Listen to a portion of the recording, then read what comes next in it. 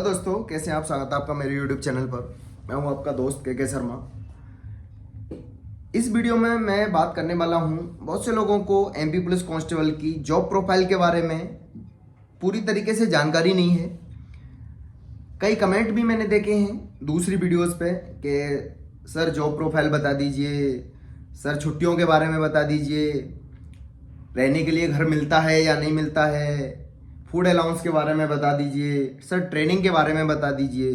तो ये सारी चीज़ें मैं इस वीडियो में कवर कर रहा हूँ आज। और मैं बता रहा हूँ आपको कि आपको जब ज्वाइनिंग होती है तो आपको कहाँ रहना होता है, ट्रेनिंग के लिए आपको कहाँ कहाँ जाना होगा, कहाँ आपको ट्रेनिंग सेंटर मिल सकता है। तो ये सारी चीज़ें मैं इस वीडियो में बताने वाला हूँ। एंड तक देखिएगा इस वीडियो को, ठीक है। बहुत सारी आपको सटीक जानकारी मिलेगी और आप इसी वीडियो से आपको सारे डाउट्स जो आपके क्लियर हो जाएंगे, ठीक है ना। तो सबसे पहले मैं बात कर लेता हूँ, अभी रिजल्ट जैसे कि आने वाला है।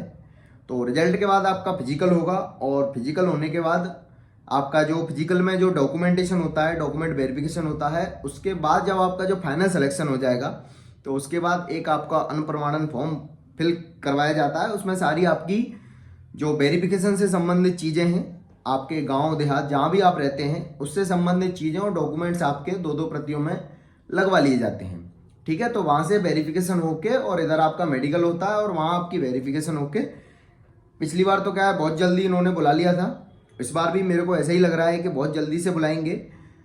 तो वेरिफिकेशन आपका मेडिकल, इधर मेडिकल होता रहेगा, उधर आपकी वेरिफिकेशन हो जाएगी।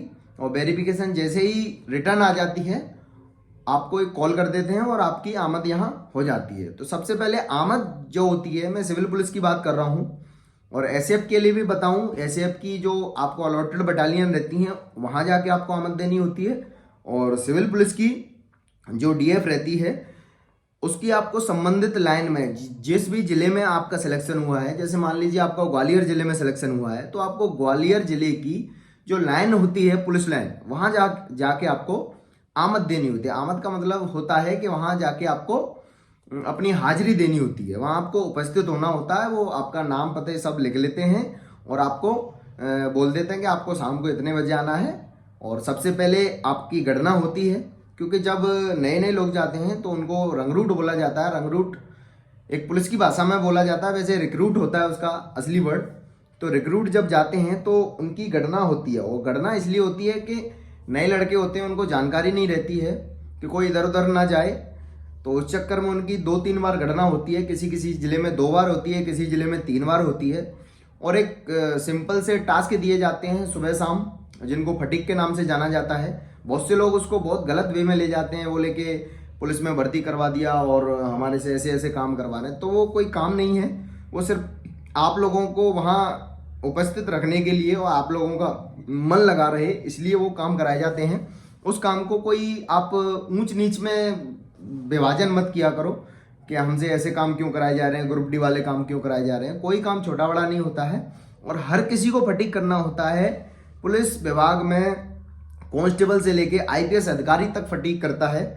तो उसको कभी भी अपने को नेगेटिव वे में नहीं लेके जाना है कि हमको फटीक करवा रहे हैं, कि ये करवा रहे हैं, कि वो करवा रहे हैं, ठीक है। फिर आपका नंबर आता है ट्रेनिंग के लिए। कई कई बार ऐसा होता है कि बहुत ज़्यादा समय भी हो जाता है ट्रेनिंग सेंटर में, जब अगर स्ट्रेंथ इतनी नहीं होती है तो आपको थोड़ा सा समय लग जाता है। इसलिए जैसे ही आपका सिलेक्शन हो, आपके पास फ़ोन आए, आप तुरंत आमद देने के लिए चले जाएं, जिससे कि आपका ट्रेनिंग में जाने के लिए जल्दी नंबर आ जाए, ठीक है ना। आप अगर लाइन में भी अगर 4 लोग लगे हैं और 4 में से जो सबसे पहले नंबर का होगा उसकी आमद अगर पहले हुई तो आगे अगर कभी प्रमोशन होगा तो उसका नंबर आपसे पहले आएगा। तो इसलिए आमद देने के लिए आप जल्दी से जल्दी जाएं। आप सोचें कि इसमें भी हमें कॉम्पिटिट करना है, तो आप जल्दी से जल्दी आमद देंगे, उतनी जल्दी आपकी ट्रेनिंग हो जाएगी और उतनी जल्दी आप आरक्षक बन जाएंगे। जो पीछे वाले हैं उनसे पहले आप आरक्षक बन जाएंगे। तो ये ट्रेनिंग की बात है। पहले क्या होता था ट्रेनिंग के लिए, तो कंट्रोल रूम से नाम जाते थे ट्रेनिंग के लिए। अभी एक नया तरीका कर दिया है पीएचक्यू भोपाल द्वारा कि जो नवारक्षक रहते हैं उनसे खुद पूछा जाता है कि आप ट्रेनिंग के लिए कहाँ जाना चाहते हैं। लेकिन उसमें एक कंडीशन रहती है कि अगर आपका गृह जिला है उस ट्रेनिंग सेंटर में, तो आपको वो ट्रेनिंग सेंटर चूज नहीं करना है। बाकी आपको 3 ट्रेनिंग सेंटर चूज करने के लिए दिए जाते हैं और आप 3 ट्रेनिंग सेंटर में से आपको कोई भी अलॉट कर दिया जाता है, ठीक है ना। तो ये बहुत अच्छी व्यवस्था है, आपके मनपसंद ट्रेनिंग सेंटर मिल जाते हैं। ठीक है। और अगर फिर भी अगर किसी को परेशानी आती है तो आप भोपाल से आप म्यूचुअल ट्रांसफ़र या ट्रांसफ़र भी करा सकते हैं। तो बहुत सारी अभी सुविधाएं हो गई हैं, ठीक है।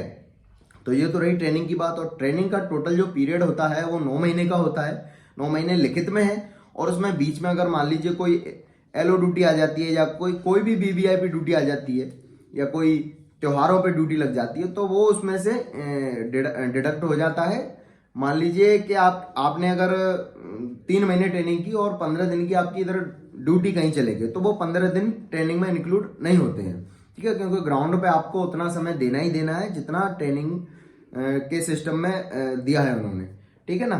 तो ये रही ऑलमोस्ट मान लीजिए आप 9 महीने नहीं तो 9.5-10 महीने में आपकी ट्रेनिंग कंप्लीट हो जाती है। और ट्रेनिंग के दौरान आपको फुल सैलरी मिलती है, जो सैलरी दी जाती है। लेकिन आप जानते हैं 70% का जो नियम है मध्य प्रदेश में, तो 30% काट के आपको सैलरी मिलेगी, लेकिन सैलरी आपको पूरी मिलेगी। और सैलरी के मैं आपको बता भी दूं, आमद देने के एक से 1.5 महीने के अंदर आपको सैलरी आपकी आ जाती है अकाउंट में, ज़्यादा समय नहीं लगता है।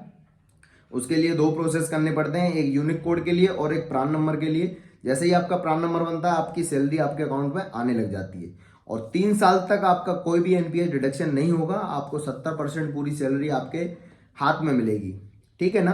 कट पिट के आपको मैं बता दूं 70% 22 हज़ार के समथिंग आपको शुरुआत में सैलरी मिलेगी, ज़्यादा सैलरी नहीं है, 22 हज़ार के समथिंग आपको मिलेगी। और आफ्टर 3 साल आपके सारे इंक्रीजमेंट और आपका सारा जो भी बचा हुआ पैसा वो सारा आपको 3 साल के बाद मिल जाता है, ठीक है ना। ये तो रही सैलरी की बात। अब बात कर लेते हैं कि ट्रेनिंग के बाद जब आरक्षक आते हैं तो वो रहते कहाँ हैं। एक तो पहले ट्रेनिंग से पहले कहाँ रहते हैं, तो ट्रेनिंग से पहले तो उनके लिए बैरक की व्यवस्था रहती है। एक सरकारी आवास रहता है वो मल्टी टाइप, तो उसमें एक रूम में 16 या 20 या 30 जितनी भी स्ट्रेंथ रहती है रूम की, तो वो बेड डाल दिए जाते हैं। और उसमें लाइन बाय लाइन, जैसे कि आप जानते हो फोर्स में जैसे रहते हैं, तो फोर्स के हिसाब से लाइन बाय लाइन एक एक करके रहते हैं और वहीं से उनका सारा कार्यक्रम चलता रहता है। और जब ट्रेनिंग आपकी कंप्लीट हो जाती है तो अभी ये हालत चल रही है कि स्ट्रेंथ इतनी ज़्यादा है और आवास पुलिस के लिए बहुत कम है, तो आवास इतनी जल्दी आपको आवंटित नहीं होगा। आपको एप्लीकेशन देनी होगी, उसमें फिर आपका वेटिंग रहेगा, और जब आपकी वेटिंग क्लियर हो जाएगी उसके बाद आपको आवास दे दिया जाएगा। तब तक के लिए आपको एचआरए नाम की एक सुविधा उपलब्ध है जिसको हाउस रेंट अलाउंस के नाम से जानते हैं। तो वो आपको पैसे मिलते हैं सिटी के हिसाब से। मैक्सिमम हमारे यहाँ मध्य प्रदेश में 1200 हैं या 1050 हैं इंदौर भोपाल के। बाकी छोटी सिटियों में 850, किसी में 600, किसी में कितने, वो सिटी के हिसाब से आपको एचआरए मिलेगा। और नेक्स्ट बात, आपको फूड अलाउंस मिलता है कि नहीं मिलता है। तो फूड अलाउंस मिलता है। फूड अलाउंस 1200 रुपये है और उसमें सारी चीज़ें हैं, वर्दी की धुलाई के, पॉलिश के और छोटी मोटी चीज़ें हैं। तो मंथली आपको 1200 रुपये दिए जाते हैं टोटल। उसमें सारा आपका फूड अलाउंस भी आ जाता है और सारे जो ऑल ओवर खर्चे रहते हैं आपके, वो सब चीज़ें उसी में आ जाते हैं, साइकिल भत्ता से लेके सब कुछ। अभी तो आपको पेट्रोल भत्ता भी मिलने लगा है, तो 1635 रुपये ये और जुड़ जाते हैं। लेकिन ये उनके लिए हैं जो फील्ड में ड्यूटी करते हैं, मतलब आप थाने में हो और फील्ड में ड्यूटी कर रहे हो तो आपको पेट्रोल भत्ता दिया जाएगा। बाकी आप अगर ऑफिस वर्क कर रहे हो तो आपको पेट्रोल भत्ता नहीं दिया जाएगा, ठीक है। अभी मैं बात कर लेता हूँ जॉब प्रोफाइल की। तो जॉब इसमें 2-3 टाइप की हैं। एक तो आप लाइन में जॉब कर सकते हैं, लाइन में भी आप ऑफिस में जॉब कर सकते हैं, सिंपली आप लोकल ड्यूटी कर सकते हैं, गार्ड ड्यूटी कर सकते हैं। ये लाइन की ड्यूटी बता रहा हूँ मैं आपको। गार्ड ड्यूटी जैसे बैंक गार्ड हुए और क्वार्टर गार्ड हुआ या कोई भी गार्ड जहाँ आपको सुरक्षा देनी है, आप कोई भी गार्ड ड्यूटी कर सकते हैं।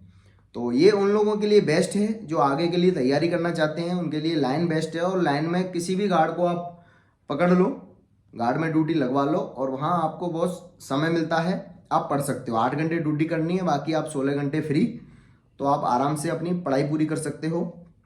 तो ये तो रही लाइन की बात। दूसरा, आप थाने में जा सकते हैं। तो थाने का जो काम रहता है वो कानून व्यवस्था को बनाए रखना होता है। तो वहाँ आपको थोड़ा सा पढ़ने के लिए समय नहीं मिल पाएगा, मिलेगा लेकिन उतना समय नहीं मिल पाएगा जितना आप सोचते होंगे कि पुलिस में रह के हम पढ़ सकते हैं। क्योंकि थाने की ड्यूटी बहुत सारी ड्यूटी रहती हैं। लोकल ड्यूटी भी थाने वाले करते हैं, वीआईपी ड्यूटी भी थाने वाले कर लेते हैं, और बाहर की विवेचनाओं में भी थाने वालों का योगदान रहता है, जाना पड़ता है इधर उधर, और हाई कोर्ट सुप्रीम जाने कहाँ का जाना पड़ता है, थाने में तो जाना ही पड़ता है। क्या तो ये और थाने में भी एक सुविधा है आपको, थाने में भी अगर आपको ऑफिस वर्क आता है, आपकी टाइपिंग स्पीड बहुत अच्छी है, आपको जानकारी है, तो वहाँ भी मुंशी बन सकते हो आप, CCTN चला सकते हो, जानकारी मुंशी बन सकते हो, आवक जावक में बैठ सकते हो, वहाँ भी बहुत सारी आपको लूप लाइन मिल जाएंगी ऑफिस में। और तीसरी जो है, आप SP ऑफिस में जा सकते हो। SP ऑफिस में टोटल आपको ऑफिस वर्क रहेगा, वहाँ कोई फील्ड का काम नहीं है, वहाँ बहुत सारी शाखाएं हैं, वहाँ आप जा सकते हो किसी भी शाखा में, जैसे वेतन शाखा हुई और अपनी स्थापना शाखा हुई। तो ये सारी जॉब प्रोफाइल है, और बाकी के और भी हैं, साइबर सेल है, बहुत सारे। जब आप विभाग में आओगे तो आपको जानकारी धीरे धीरे हो जाएगी। अभी मैं आपको जॉब प्रोफाइल के बारे में कितनी भी जानकारी दे दूं, आप भूल ही जाओगे जब तक आप। लेकिन जो मेन है, आदमी जो पुलिस में जाता है वो सिर्फ थाने के लिए जाता है कि थाना पुलिस ही पुलिस है। बाकी लोग समझते नहीं है कि बाकी लोग कोई पुलिस में है, क्योंकि ऑफिस में क्या है, आप वर्दी 2 दिन पहनते हो, सैटरडे शुक्रवार को और मंगलवार को, बाकी आप सिविल में जाते हो। तो ऐसा थोड़ा सा कम फील होता है कि हम पुलिस में हैं। बाकी थाने में जो रहता है उसको लगातार ड्रेस पहननी होती है और फील्ड में वर्क करना होता है, तो उसको थोड़ा सा रहता है कि हाँ हम कुछ कर रहे हैं पुलिस के लिए।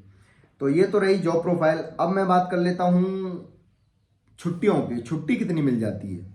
तो आप जब तक लाइन में रहोगे आपको छुट्टी के लिए कोई भी परेशानी नहीं आने वाली है। लेकिन लाइन से जब भी आप बाहर जाओगे, आप मान लीजिए थाने में चले गए या ऑफिस में चले गए, फिर आपको छुट्टियों के लिए परेशानी बढ़ जाएंगी आपकी, क्योंकि आपका काम कौन करेगा। मान लीजिए कि 3 लोग हैं ऑफिस में और 3 लोगों को आपको काम करना है। अब एक को अगर छुट्टी दे दी तो वो जो छुट्टी गया उसका काम कौन करेगा। अब लाइन में क्या है, बहुत सारा बल रहता है, बहुत सारी फोर्स रहती है। अगर 2 आदमी अगर छुट्टी चले भी जाए तो कोई फर्क नहीं पड़ता है। लोकल ड्यूटी जो कर रहा है, अगर मान लीजिए मैं अगर आज छुट्टी चला गया तो मेरी जगह कोई दूसरा ड्यूटी कर लेगा। लेकिन आप अगर ऑफिस में हैं तो ऑफिस में आपकी जगह काम कोई दूसरा करने वाला होता तो उसको ही ना लगा देते, पहले आपको क्यों लगाते। तो ये सिस्टम रहता है ऑफिस का। ऑफिस में थोड़ी सी छुट्टियां आपको कम मिलेंगी, तो परेशान ना हो। अगर आपको पढ़ाई करनी है, आपको थोड़ी बहुत सुविधा देखनी है, तो आपको थोड़ी सी परेशानियों का सामना भी करना पड़ेगा। यही सिस्टम थाने का है। थाने में रोटेशन के हिसाब से छुट्टी मिलती है कि आज अगर मैं चला गया तो मेरा अगले महीने नंबर आ भी सकता है, नहीं भी आ सकता। अगर मान लो कि थोड़ी ज़्यादा BVIP और VIP मूवमेंट रहे तो छुट्टी कैंसिल भी हो जाती हैं, त्योहारों पे छुट्टी कैंसिल हो जाती हैं। तो 70% तो हमारी छुट्टियां कैंसिल ही हो जाती हैं, उसके बाद हमको छुट्टियां मिलती हैं। कभी जब फ्री रहते हैं, जब पुलिस फ्री रहती है तब छुट्टियां मिलती हैं। वैसे ऐसा होता नहीं है कभी कि पुलिस फ्री हो, बहुत सारे काम लगे रहते हैं।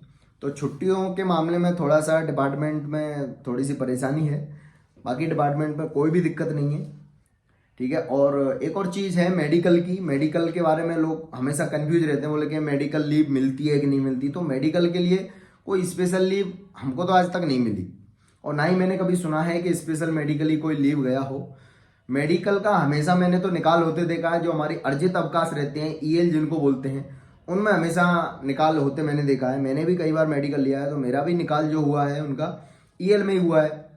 छुट्टियां भी मैं आपको बता दूं, 3 प्रकार की छुट्टियां हमें मिलती हैं। एक तो CL होती हैं, जो कैजुअल लीव होती हैं, जो अचानक से कुछ हो जाए तो आपको जो छुट्टी आप ले सकते हो, थाना प्रभारी से ले सकते हो, लाइन में अगर आप हो तो रक्षित निरीक्षक महोदय से आप ले सकते हो। आप जहाँ भी हो आप अपने उच्च अधिकारी से आप छुट्टी ले सकते हो। और एक होती है SPL, जो कि आपको जो हमारे SP साहब होते हैं उनके द्वारा स्वीकृत की जाती हैं। लेकिन रवानगी के लिए फिर भी आप अपने उच्च अधिकारी को पूछना होगा कि हम जा सकते कि नहीं जा सकते, ठीक है। और एक होती है EL होती हैं जो आप अर्न करते हो, मतलब पर मंथ आप अर्न करते हो।